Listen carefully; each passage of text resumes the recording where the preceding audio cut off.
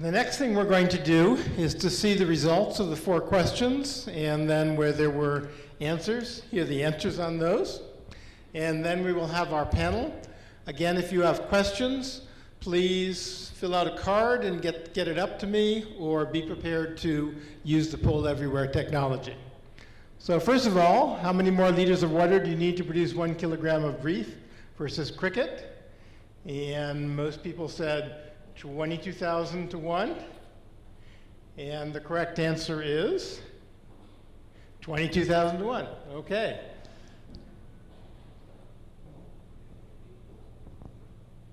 I'm sorry, I can't, yeah, get that. Okay. Next, what percentage of the world's grain is fed to livestock? And most people said 60%. And the correct answer is 60%. Okay. The next one, let's see, I think we already did this one.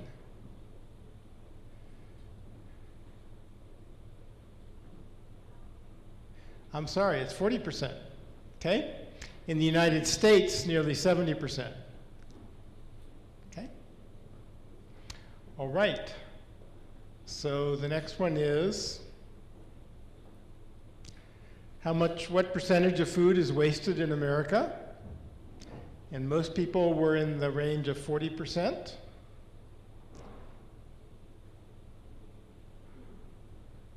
And the correct answer is 40%.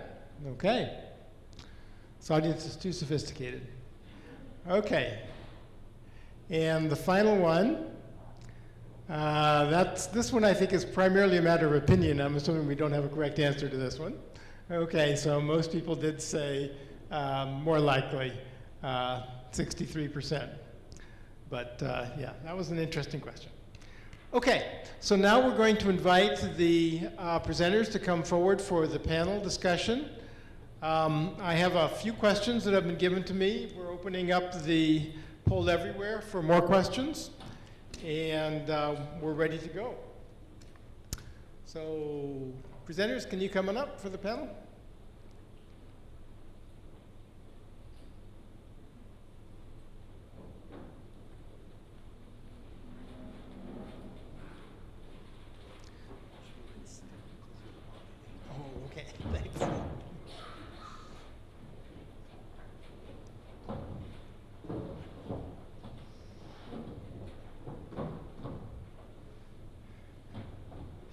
Okay.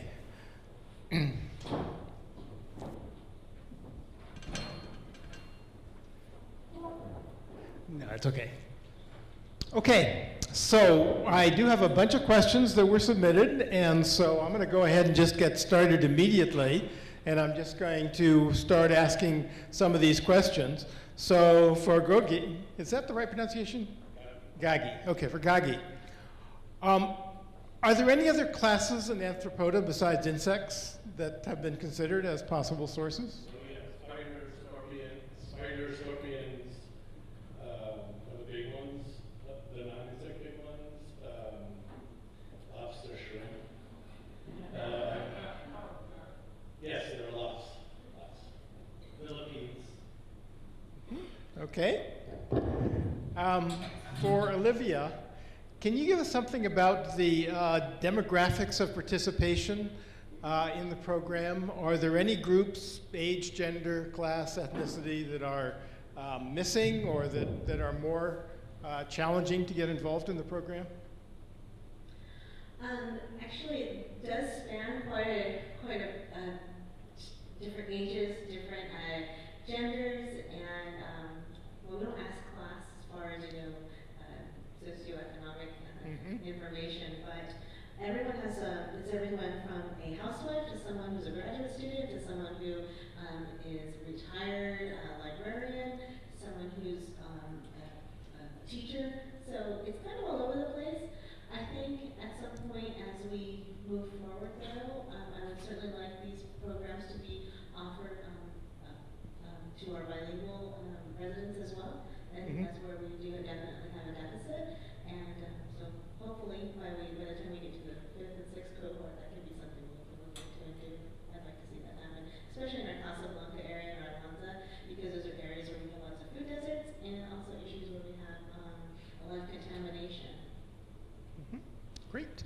Okay, and for Rebecca, this is an interesting question. Are you making money? When will you? Me personally or the company? The company. Yes, we are making money. We're still very much pre-profit at this stage. We took on a lot of venture capital to kickstart everything, and a lot of the revenue is channeled directly back into R&D. So it's a work in progress to be profitable. Okay, all right. And to Anthony, why is the situation different? Why was it successful in Bangladesh and not in India? What can you say about that? So, when I first met the Minister of Agriculture in Bangladesh, and she told me her responsibility, what she needed to do, she also said, you know, we're such a poor country that Greenpeace is not active in our country because they can't get a lot of donations. But there are groups that are, you know, popping up and putting pressure. But when you have 100 and, you know, when you have the number of growers that we have now, how do you put the genie back into the bottle? You know, I don't think there's, and farmers can save the seed. We don't encourage them to save the seed because we think that it's better if they get new seed every year.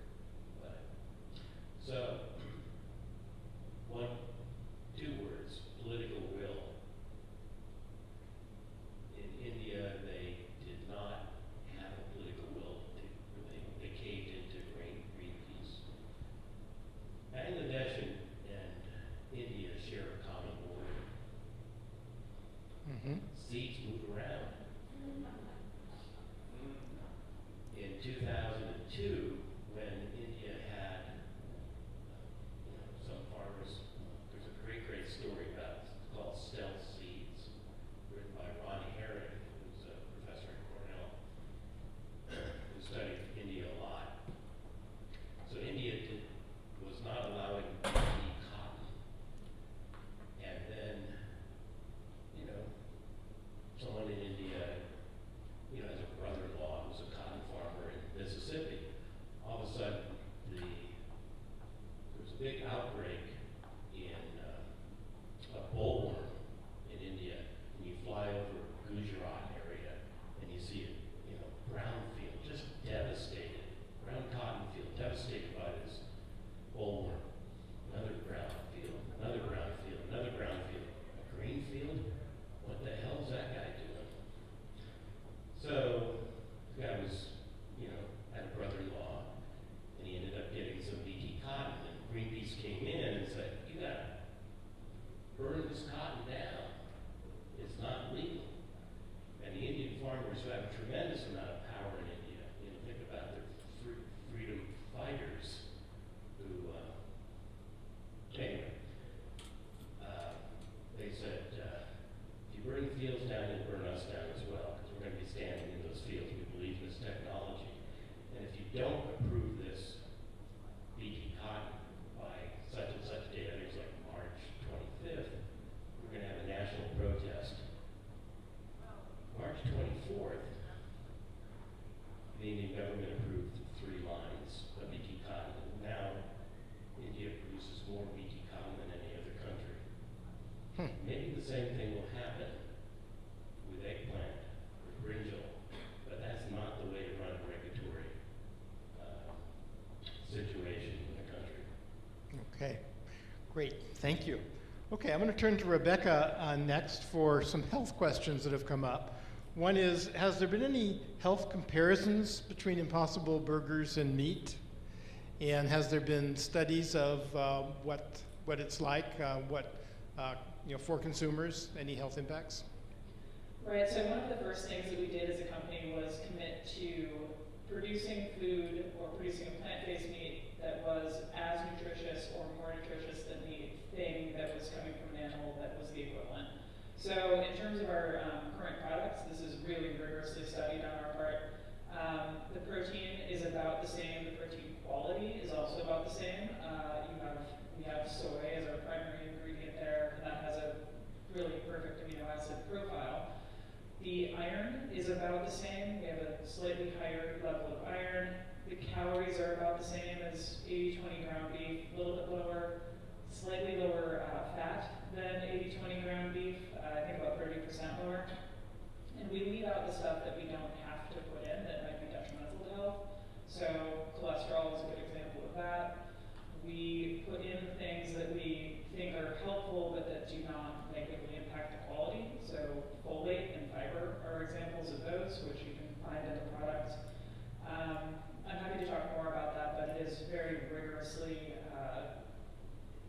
assessed and designed for in the product design phase. Okay. Now I'm going to ask a follow-up question, which I think was addressed to you, and that is about food technologies and foodways, the ways that people relate to each other, to the land, to other species, and interact with and around food. How do you see your technology fitting into or changing existing foodways? Foodways. Food waste. Yeah, I'm sorry, foodways. The customs, the customs around food. Does it, I mean, it changes, obviously many cultures are really, have a strong relationship with cattle, for example. Right, that's a really good question, and it's something that I've thought a lot about given the background and where I came from in terms of coming from grass-fed, coming from a cow-calf operation, and this background of agroecology, and I've come to the conclusion, speaking subjectively, that there is a really, really good pathway to integrate existing food cultures and existing production methods and optimized production methods, diversified agriculture, agroecology, into the future value chains of plant-based food, of food tech products. You have to do it mindfully. It has to be a kind of a conscious crafting that includes policy and stakeholder engagement. I think it will be hard to do. I'm very optimistic that that's something that kind of falls out of this development. So from the production side, in our case, the ingredients are coming from plants. Farmers produce plants. Those production norms could shift, but at the end of the day, it's coming from the field. On the consumption side, when you have versatile products that are allowed by food tech, you can maintain food culture, the relationship to cuisine, without compromise there. So I'm optimistic, but I think it's going to take a lot of conscious effort by researchers, policymakers, manufacturers. Great, thank you. So let's turn back to insects. Is there a difference between harvested insects and farmed insects in terms of their quality, in terms of the nutritional quality or anything else about them? Beats me. The reason I'm saying that is most of the harvested insects that are taken from the wild are immediately put into market, and this is in Asia and Africa, and people don't test the quality of the ingredients of the insects. Farmed insects, there's a lot of work on lipid profiles, amino acid profiles, mineral profiles, and things like that. We do know that you feed insects different feed, those profiles change. So I would not be surprised, just the data is not there. Okay, great, thank you. So Olivia, what happens when your grant ends? Is the program going to continue? Well, that's a good question. So there are current solicitations now for to obtain funding and through CalRecycle. We decided to pass on that until we know where we're going in terms of can we continue to work with the other nonprofit agencies to provide the collection of the material, or is it something that we need to move in-house? Does the city want to do it? Or are we going to reform another 501c3 to make this happen? So we don't want to compete with any nonprofit's business model, because right now it's a food co-op that is working on this. So what they do is not food waste recovery. They're doing it really well, but this isn't what they do. So we need to figure out, okay, what's the next 4 years going to look like, 3 years or whatever. But as far as the education component, we are still beholden to do that under state requirements. So I will continue at least the ambassador program. I may change it up so it's not just food waste, it's probably all the other waste streams in its entirety, and we'll find I can find funders for that, but I'm hoping that, you know, we'll continue forward into its own program as a part of the city of Riverside and their sustainability efforts. Great, thank you. So Anthony, I'm going to ask you a couple questions here that have come in. But before I do that, I just want to say that we're going to go pretty soon to each of you having the opportunity to ask a question of one of your fellow panelists. So if you want to think about if you have anything you want to ask your fellow panelists, I'll be going to that shortly. So Anthony, a question that has come up, a number of people have asked questions about, so how do you tell, you know, what insecticides were applied on the eggplant and how dangerous are those? And what is there any merit to the Greenpeace? I mean, I know you don't think that they're meritorious in the sense of being really the right way in which to approach it, but is there any foundation to the concerns that are raised about these GMO modifications? Maybe less to the BT than to GMO. Do you see any risks or downsides that we should be aware about? So one always compares risks to, you know, what current practice is versus, you know, say a modified practice. To me, it's a black and white situation. Spraying organophosphates, carbonates, and other classes of insecticides onto a crop to try and control a caterpillar that can be controlled by simply engineering a BT protein into the plant. To me, it's just black and white. And from an environment, think about all of the health risks that a farmer has when he or she sprays on, you know, 100 sprays during the season. So I cannot see any merit to Greenpeace's arguments against BT plants, genetically. Well, again, we'll go case by case. In this case, for eggplant, I don't see any merit to their argument at all.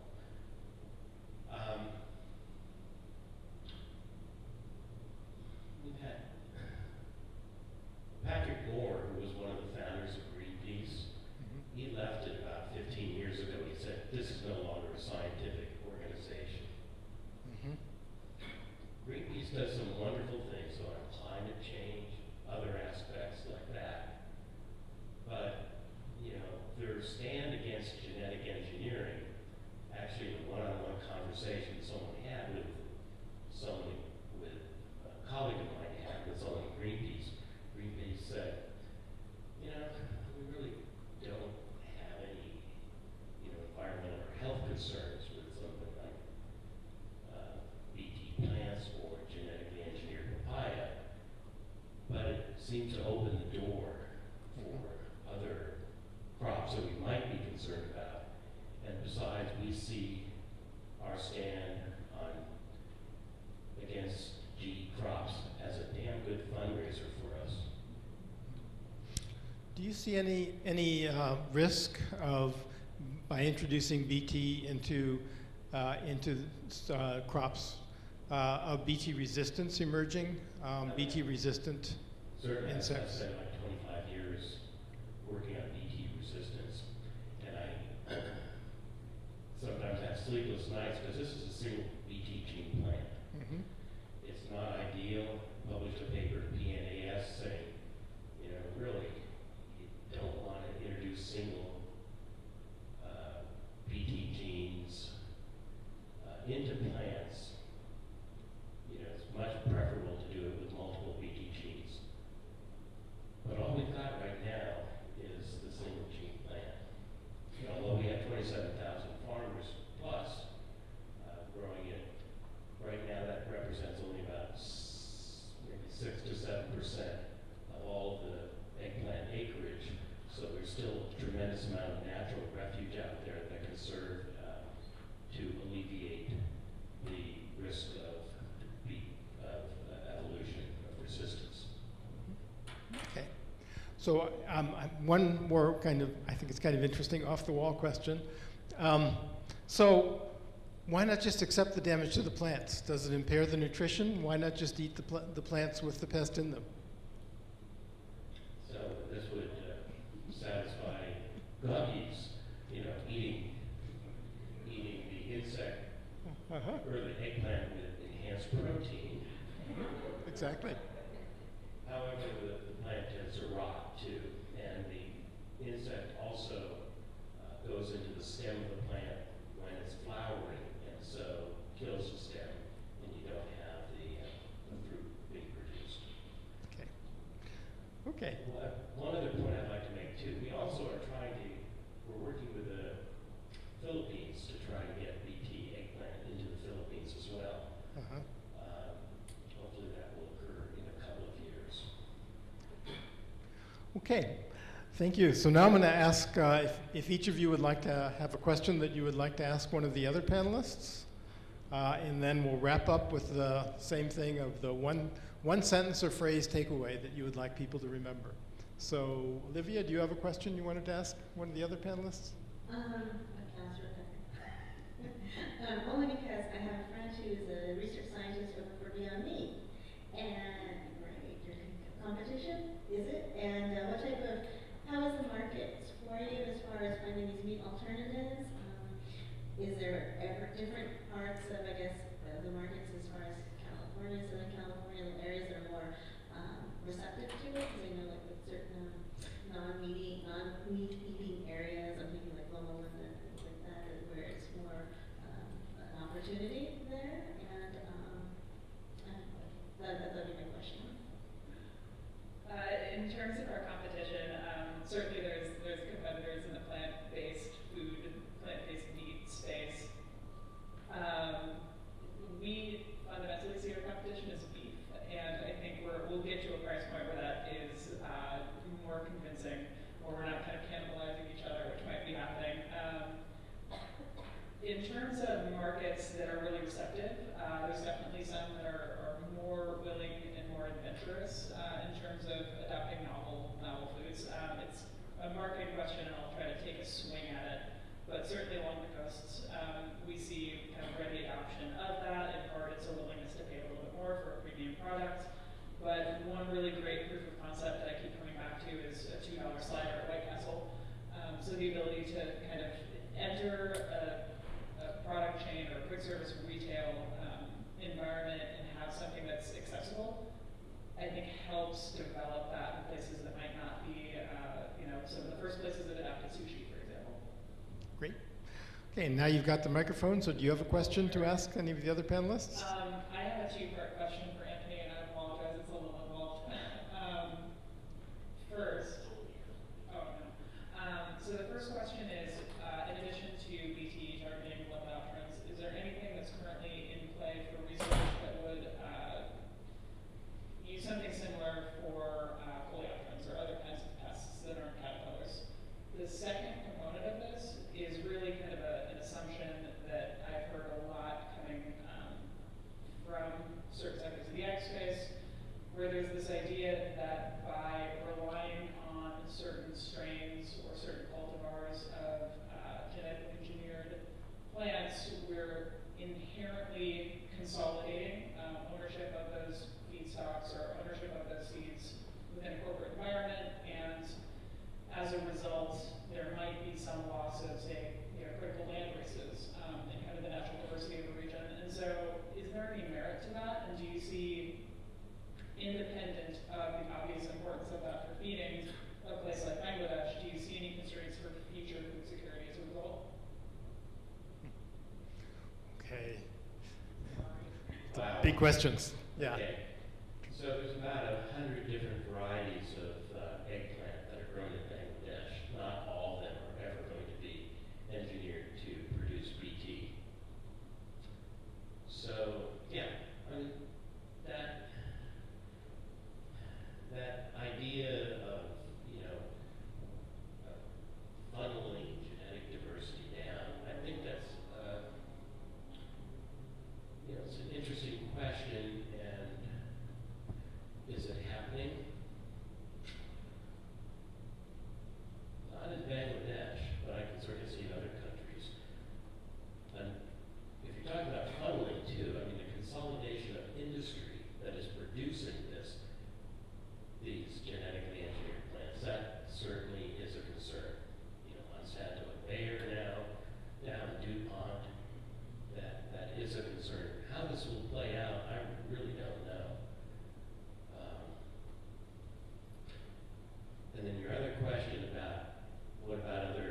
genes that would be effective against coleoptera.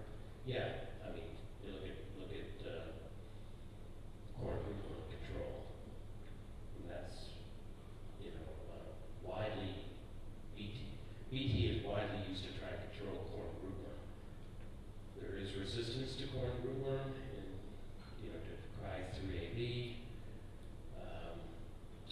But genetic engineering can also modify a lot of these BTs to make them have a different spectrum of activity. So, yeah, it's, you know, it's like Alice in Wonderland. Just keep running faster and faster. That's what ecology is all about. So do you have a question that you wanted to ask one of the other panelists? Yeah, Gogi, why don't you just say, look, we're just going to grind these insects up, use it as another source of protein, and get it out there for the public, and then, you know, and get it utilized, and just focus on hiding insects into the food. That's a great question. And that is exactly what we do. That is what pretty much everybody does. Most of what? Are you staying for dinner? Now, I actually thought of bringing, when I was on the airplane, I thought I should have brought some with me just to pass around, but I didn't think of it. Probably 90% of the companies that grow insects as food in the Western world grind it up into a powder that then the Cargills, the Posts, the General Mills, make pasta out of it, or cereals, or flour, and things like that. So the idea is to hide it. So it's kind of, you slip it in and people will get used to it at some point. Other people, like chefs, they actually want the insect to look like an insect because they're making a steak in. So this is novel cuisines and things where you put a scorpion with its tail raised and all that kind of stuff on top of the whatever it is you make. So it depends who you're selling it to, but in general, it's turning it into a powder and disguising it. Okay. And do you have a question you wanted to ask? I do for Olivia. So you're trying to change the culture, you're working to change the culture of using waste streams. Do you think this is like a one-issue serial thing? In other words, so first you have to convince people to modify their use of food waste, and then you can go to something else, like insects purely by chance, I'm thinking of this. Or can you, is it the same people that it's just, that's in their character, so sure, let's do insects as well, in parallel, or do you have to do it, do you think that to change the culture you need to do one issue at a time? Well, in waste reduction, we have to always look at everything because we have to sort of change the mindset of away, and we also have to convince people that there is a problem. If they don't see it, they don't smell it, or anything like that, then there is no problem. There's no garbage on the streets today, so you know what? We don't need to do anything different. But you travel 20 miles down the road, and it is a problem. And I think that's why we need to, we're seeing more on Facebook feeds and social media, story stuff, where we really are talking about where is this material and why aren't we reusing it? Why do we need so much of it? And it goes back to the responsibility of every individual person. We'd be calling them consumers. And I don't like to be called a consumer, but if that's my behavior, they call me, I guess, yeah, call me that. So I think it's important to change the behavior by removing barriers. And that's when we're really also, part and parcel to this is, it is a community-based social program dynamic. You take away the barriers and give people the education and information to change their habits in terms of waste reduction and reuse, then we don't have to worry about that landfill. We don't have to worry about a lot of other things. So we can't just look at it like it's just the trimmings and things like that that come out of the restaurant. It has to be, the whole entire system.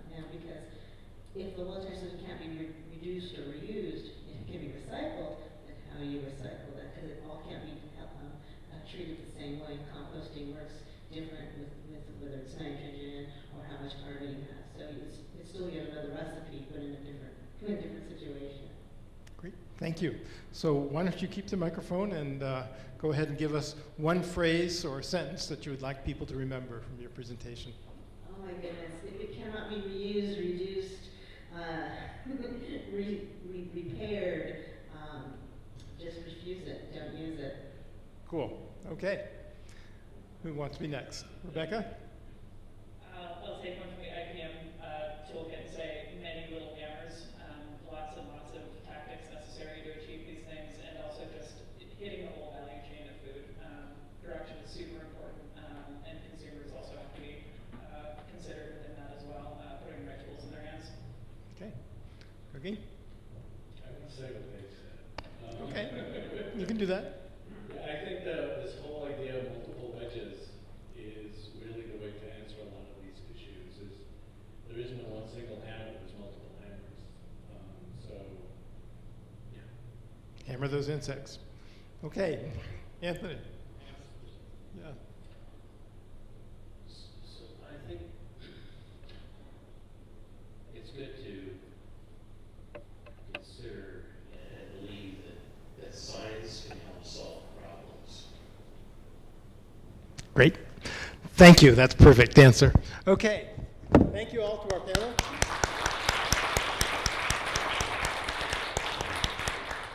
This is the conclusion of this afternoon. And Norm, you have a few words you want to say in conclusion of the first day.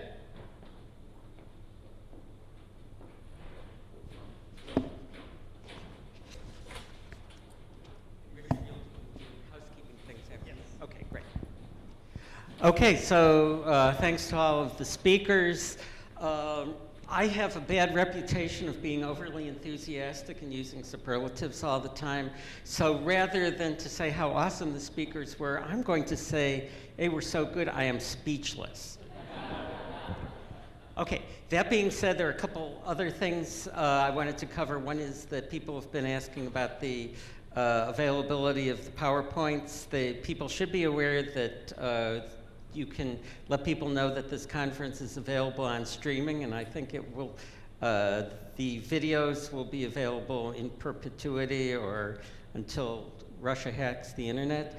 The speakers will be asked if they're willing to share the PowerPoints, and then they will be made available. The other point that I wanted to make was that a number of people have come up to me and said, so, hey, like, what's next? What's the product? What's part 2? And I don't know, because that is what's coming out of the breakouts tomorrow. So I have, like, a very low-hanging fruit kind of concept if nobody comes up with anything better, but you guys are a lot smarter than I am. So I'm looking forward to the product of the breakouts, and so I'm, let's see where we are at this time tomorrow. Thanks very much, and I'll hand this off to Richard. Okay, thank you. Well, you did most of what I was going to say, so I just want to say that we are going to be looking forward to the breakouts tomorrow, and we'll be talking more about that in the morning tomorrow. We will be starting tomorrow morning right promptly at 9 again, so please be here on time. And this afternoon, we have another event coming up shortly after this one, so it's really important for us to clear our papers and stuff out as quickly as possible once I say we are over for the day. Thank you.